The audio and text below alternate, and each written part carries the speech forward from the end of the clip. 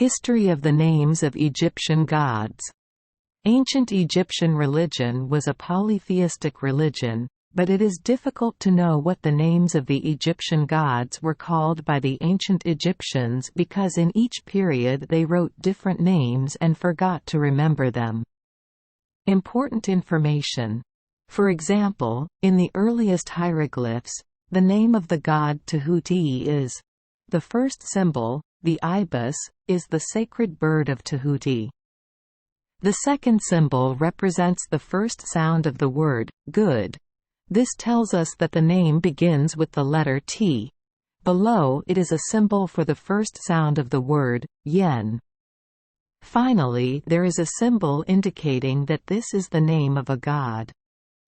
During the Old Kingdom, 2575–2125 BC, the ibis was often replaced by three symbols. Replaced the first sound of jun. Flax fibers are twisted together instead of the H sound like when people breathe on glasses before cleaning. And the quail bird replaces the sound, or sounds, following the letter th in the word, rent. Thus the first syllable of the name Tahuti has changed 3 times. And phoneticians continue to debate what the remaining sounds in the god's name are. When the Greeks invaded Egypt, they recorded their miracles using their alphabetic system. But the Egyptians and Greeks did not have identical sounds, so the transition from one alphabet to another was only relative.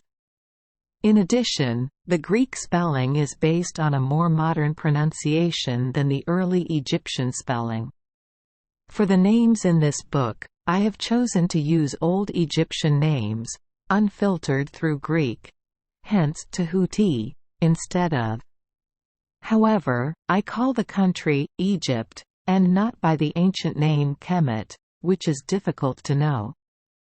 And since the Greek names are more familiar, I have included a reference table below and listed the gods and goddesses both in the table of contents and in the opening pages of each chapter.